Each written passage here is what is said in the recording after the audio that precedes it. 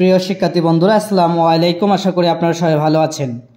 আজকে আমি সপ্তম শ্রেণীর সাধারণ গণিত এর মূলত ও অমূলত সংখ্যার 1.2 এর কিছু গাণিতিক সমস্যার সমাধান আমরা করব। এখানে আমাদের 15 নম্বর একটা অঙ্ক দেওয়া আছে। 15 থেকে আমরা 20-21 পর্যন্ত আমরা ম্যাথ করব। আপনারা সবাই একটু দেখবেন। আমাদের এখানে বলা হয়েছে আমাদের 56,772 জন সৈন্য থেকে কমপক্ষে কতজন সৈন্য সরিয়ে রাখলে বা তাদের সাথে কমপক্ষে আরও কতজন সৈন্য যোগ দিলে সৈন্যদলকে বর্গাকারে সাজানো যাবে। একবার যোগ করতে হবে আর একবার আমাদের বিয়োগ করতে হবে। এই দুইটা কাজ আমাদেরকে করতে হবে। তাহলে আমরা অঙ্কটা দেখি। এই অঙ্কটা করার ক্ষেত্রে প্রথমত আমাদের কাজ করব, আমরা বর্গমূল অংশ করব। তাহলে আমরা একটু লক্ষ্য করে দেখি। তাহলে আমাদের এখানে বলা হয়েছে 56,000, এরপর 728 এই সংখ্যাটাকে আমরা কি করব, বর্গমূল করব। তাহলে বর্গমূল করার সময় ভাগ প্রক্রিয়ায় দুইটি করে ঘর আমাদের কি করতে হয়, নিতে হয়। এখানে আমাদের আছে কত, 2, 8, 6, 7, 5 এমন একটা সংখ্যা দিয়ে ভাগ করব যেন তাদের গুণফল কি হয়, একই হয়। তাহলে এখানে যদি আমি কি নেই, 2 নেই, 2 দুগুণা পাবো আমরা 4। এটাকে বিয়োগ করলে পাওয়া যাচ্ছে আমাদের 1। এখানে আমরা 6 এবং 7 আমরা নিয়ে আসব। তাহলে ভাগ প্রক্রিয়ার সময় 2 এর ডাবল যেটা, সেটাকে আমরা কি করব, 2 এর ডাবল 4। এটা আমরা পেয়েছি। এখানে আমরা 2 যদি করি 42 আমাদের আসে। তাহলে আমরা এখানে কি করছি, 3 দ্বারা দিচ্ছি। তাহলে উভয় পক্ষকে আমরা 3 দিব। 3 3 9 আমাদের আসে। 3 আছে, এটা 12। তাহলে এখানে পাইলাম 100, আমাদের 29 পাইলাম। এটাকে বিয়োগ করলে 17 আছে, এটা 9। তাহলে এখানে পাবো আমরা 8, হাতে 1, 2 রেখে 3, 6 নাগাল ধরতে লাগবে আরও 3। এটাকে আবার পরবর্তী অংশটাকে আমরা নিয়ে আসবো 28 বা 28। এখানে 23 এর ডাবল 46। এটাকে আমরা যে কোনো একটা সংখ্যা বা আমরা 7 নিতে পারি অথবা 8 নিয়ে দেখি। আমরা 8 নিলে 8 64, 4 হাতে আমাদের 6। তারপরে 6 আসতে 48 আর 6 আছে কে আমাদের এখানে 6 আসতে 48। আর এখানে আমাদের অবশিষ্ট হাতে ছিল আমাদের 4 ছিল। তাহলে এখানে বলছে আমাদের মান আসে কত আসবে, তাহলে মান আসতেছে আমাদের কি 14। আমাদের 4 আসতেছে হাতে, আমাদের পাইলাম যেহেতু আমাদের 6 আসতে 48, 4 এখানে পাচ্ছি। এরপরে আমাদের 5 পাচ্ছি হাতে এবং 4 আসতে 32 আর 5 কত আসে আমাদের, 32 আর 5 আমাদের আসে কত, 37। তাহলে এখানে আমরা মাইনাস করলে আসবে কে, এটা 4, 4 আর এখানে 4 আছে, 12 নাগাল ধরতে লাগে কত আমাদের 8। তাহলে আমাদের যেহেতু এই 8 জন সৈন্যকে যদি আমি কি করি, সরিয়ে রাখি, তাহলে আমাদের এটাকে বর্গাকারে সৈন্যদলকে সাজানো যাবে। তাহলে এটাকে আমরা লিখতে পারি কে কমপক্ষে কতজন, আমাদের 84 জন। এটাকে লিখতে পারি আমরা সৈন্য কি করলে, সরিয়ে আমাদের সরিয়ে রাখলে কি করব, আমরা সরিয়ে রাখলে আমাদের সৈন্য দলকে বর্গাকারে কি করা যাবে, সাজানো যাবে। এটা এক প্রক্রিয়া পাবো। আবার এখানে আমাদের আছে 2, 3, 8 এর সাথে 1 যোগ করলে 2, 3 এখানে আসবে 9। এখন আমাদের এই কাজটাকে যদি আমরা করতে চাই, 2, 3, 9 গুণিত 2, 3, 9, এটাকে ক্যালকুলেশন করে আমরা পাবো 5, 7, 1, 2, 1। এটা আমরা পাই। তাহলে এখন বলছে কমপক্ষে, অতএব কমপক্ষে আমরা এটা কি করব, যোগ করব সৈন্য সংখ্যা। তাহলে এখন বলছে সৈন্য সংখ্যা কি করতে হবে, যোগ করতে হবে। তাহলে কতজন যোগ করতে হবে? আমাদের হচ্ছে কে 2 3 9 গুণিত 2 3 আমাদের হচ্ছে কে 9, এখানে মাইনাস পূর্বের সংখ্যা ছিল কে 5 6 7 2 8, এটাকে ক্যালকুলেশন করব আমরা। এটাকে ক্যালকুলেশন করলে 5 7 1 2 1 মাইনাস 5 6 7 2 8, এটাকে ক্যালকুলেশন করে মান পাওয়া যাচ্ছে 300। আমাদের হচ্ছে কত পাওয়া যায় 93, অথবা 393 জন সৈন্যকে আমরা কি করতে হবে যোগ করতে হবে। বাদ দিলে কতজন 84 জন, আর যোগ করলে হচ্ছে কত 393 জন, যোগ করলে আমাদের কি পাওয়া যাবে বর্গাকারে সাজানো যাবে। এরপরে আমাদের 16 নম্বর অঙ্ক আমাদের বলা হয়েছে কি দেখি আমরা। 16 নম্বর অঙ্কে বলছে যে অঙ্কটাকে দেখব, কোনো বিদ্যালয়ে 2704 জন শিক্ষার্থীকে আমাদের আছে কি প্রাত্যহিক সমাবেশ করার জন্য বর্গাকারে সাজানো হলো। প্রত্যেক সারিতে শিক্ষার্থীর সংখ্যা কী করো নির্ণয় করো। তাহলে এটাকে আমাদের অবশ্যই বর্গমূল করতে হবে। আমরা এই বর্গমূলটা অবশ্যই কোন প্রক্রিয়ায় করব? ভাগ প্রক্রিয়ায়। তাহলে আমরা এখন আলোচনা করব 16 নম্বর অঙ্ককে। তাহলে এখানে আমরা বলতে পারি এখন, বা আমাদের হচ্ছে কে এখানে যে মানটা আছে এখানে আমরা করব। তাহলে এখন বলছে 2704 এর বর্গমূল হবে কে প্রত্যেক। তাহলে এখন বলছে কে প্রত্যেকটি আমাদের কি সংখ্যা সারিতে শিক্ষার্থীর সংখ্যা। তাহলে কার সংখ্যা পাচ্ছি আমরা? শিক্ষার্থীর সংখ্যা। তাহলে এটাকে আমরা কি করি বর্গমূল করি। তাহলে 2704 এর বর্গমূল আমরা কি দিয়ে করব? যেহেতু 2 করে আছে, এখানে আছে 5 5 25 হয়, 6 6 36, তা 6 নেওয়ার আমাদের প্রয়োজন নাই, 5 নিব। 5 5 আমাদের হচ্ছে কে 25 হয়। এখানে বিয়োগ করলে আমাদের পাই 2, এটা হচ্ছে 04 আমাদের নিয়ে আসলাম। 5-এর ডাবল হচ্ছে 10, এখানে 2 আছে 204, এটাকে 2 নিলে এখানে হবে কে 102, এটাকে ক্যালকুলেশন করলে 200 কত আসবে 4, বিয়োগ করে আমাদের মান আসবে না। তাহলে প্রত্যেক সারিতে, অতএব আমরা লিখতে পারি প্রত্যেক সারিতে কিসের সংখ্যা? শিক্ষার্থীর সংখ্যা। শিক্ষার্থীর কে আসবে সংখ্যা। তাহলে কতজন করে পাচ্ছি? 52 জন। তাহলে আমরা এটা কি করতে পারলাম? করতে পেরেছি। এরপরে আমরা দেখব 27 নম্বর অঙ্কে। তাহলে আমাদের এরপরে 27 নম্বর অঙ্কটা কি বলে আমরা একটা কি করে খেয়াল করে রাখব।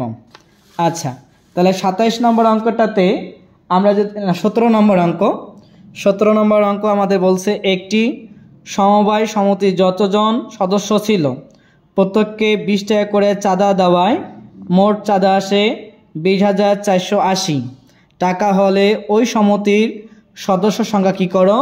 নির্ণয় করো। তাহলে এটাকে আমাদের কি করতে হবে? নির্ণয় করতে হবে।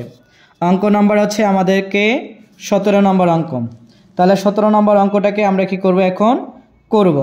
তাহলে এখন বলছে মনে করি, এটাকে লিখতে পারি কে মনে করি সমিতির সদস্য সংখ্যা হচ্ছে কজন? সমিতির সদস্য আমাদের হচ্ছে কে সংখ্যা কজন, এটা আমরা পাইলাম। তাহলে প্রত্যেককে চাঁদা দেয়। তাহলে এখন বলছে কে প্রত্যেককে চাঁদা দেয় কত টাকা করে? এখানে হচ্ছে 20 গুণিত হচ্ছে কে ক, ইকুয়াল হচ্ছে কয় টাকা? 20 ক টাকা। এটা আমরা পেয়েছি কি। তাহলে আমাদের মোট চাঁদার পরিমাণ এটাকে লিখবো আমরা শর্ত মতে অথবা প্রশ্ন মতে লিখতে পারি। তাহলে এখন বলছে এখানে কতজন? 20 ক গুণিত হচ্ছে সদস্য সংখ্যা কয়জন? কজন, ইকুয়াল আমাদের টাকার পরিমাণ আছে কে 20,480 টাকা। তাহলে এখানে আমরা এটা লিখতে পারি কত? 20 ক ইকুয়াল এরপর স্কোয়ার আসবে, ক গুণ করলে ক স্কোয়ার, 20 4 8 0, এটাকে আমরা গুণ আকারে আছে, অপরদিকে এটা গেলে কী হবে? ভাগ আকৃতি হয়ে যাবে। তাহলে আমরা এখানে লিখতে পারি ক স্কোয়ার ইকুয়াল 20 0 4 8 কত 0 ভাগ কত আসবে 20। তাহলে এটাকে ক্যালকুলেশন করে আসে কয় স্কয়ার ইকুয়াল, আমাদের এখানে ক্যালকুলেশন করব তাহলে 10 0 2 4। এখানে আমাদের স্কয়ার আছে, এটার জন্য আমাদের কি আসবে বর্গমূল, তাহলে আসবে কে 10 24। তাহলে এখানে পাচ্ছি আমরা ক হিসাবে পাই এর মান, এটাকে বর্গমূল করলে ক্যালকুলেশন হিসাব হচ্ছে আমাদের কত 32। অতএব আমাদের সমতির, অতএব লিখতে পারি সমতির সদস্য সংখ্যা কয়জন 32 জন, এটাকে লিখতে পারি 32 জন। এটা আমরা পেয়েছি। এরপরে আমরা এখন আলোচনা করব 18 নম্বর অঙ্ক। কত নম্বর অঙ্ক? 18 নম্বর অঙ্ক। 18 নম্বর অঙ্কে আমাদের কি বলছে, আমরা অঙ্কটা একটু কি করব পড়ে নিব। 18 নম্বর অঙ্কে বলছে কোনো বাগানে 1800টি গাছ চারা গাছ বড় আকারে লাগাতে গিয়ে 36টি গাছ কি হলো বেশি হলো। প্রত্যেক সারিতে চারা গাছের সংখ্যা কি করো নির্ণয় করো। এটা আমাদের প্রত্যেক সারিতে কি করব আমরা চারা গাছের সংখ্যাগুলো আমরা কি করব নির্ণয় করব। তাহলে এখন 18 নম্বর অঙ্কে আমরা লিখতে পারি, যেহেতু আমাদের এখানে লিখব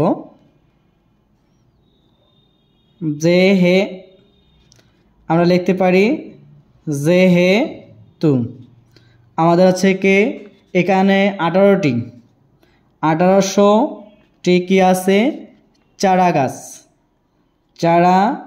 গাছ কি আকারে বর্গাকার। আমাদের এখানে বলছে কি আকারে সাজাবো আমরা বর্গাকার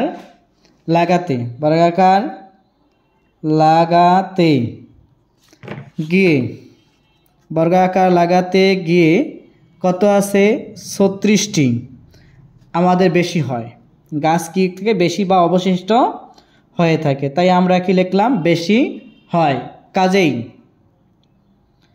কাজেই আমাদের হচ্ছে কি প্রত্যেক সারিতে চারার সংখ্যা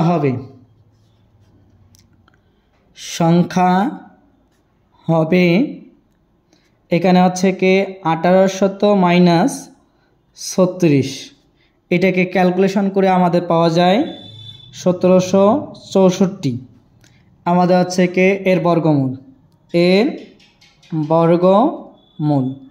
বর্গমূল আমাদের দুইটি ভাগে পড়তে পারি, একটা ভাগ প্রক্রিয়ায়, একটা হচ্ছে স্বাভাবিক প্রক্রিয়ায়। এখন আমাদের ক্যালকুলেশন দিয়ে তার এক করতে পারি 1764 এর বর্গমূল এটাকে যদি আমরা করি তাহলে এখানে পাচ্ছে কে 1764 এর বর্গমূল পাবো আমরা হচ্ছে কে 42। অথবা এটাকে ভাগ প্রক্রিয়া করলে 1764 এটাকে বর্গমূল করার জন্য দুইটি ঘর করে নিতে হবে ভাগ প্রক্রিয়ায়। তাহলে এখানে 4 আসে, 4 চক কত আসে 16, এখানে পাওয়া যায় 1, এটা হচ্ছে 64। 1-এর ডাবল 4-এর ডাবল হচ্ছে কি আমাদের 8, এটাকে যদি আমরা 2 দিয়ে নেই 2 দুগুণে হচ্ছে 4, 8 দুগুণে হচ্ছে কি আমাদের 16, তাহলে এখানে আমাদের পাওয়া যাচ্ছে কি 42। এরপরে আমাদের হচ্ছে 19 নম্বর অঙ্ক। আমরা 19 নম্বর অঙ্কটাকে যদি এখন একটু কি করি খেয়াল করে দেখি, তাহলে 19 নম্বর অঙ্কটা আমাদের কি বলা হয় দেখে। এখানে 19 নম্বর বলছে কি কোনো ক্ষুদ্রতম পূর্ণ সংখ্যার বর্গ সংখ্যা হচ্ছে কি 9, পূর্ণ বর্গ সংখ্যা 9, 15 এবং 25 দ্বারা হচ্ছে কত বিভাজ্য।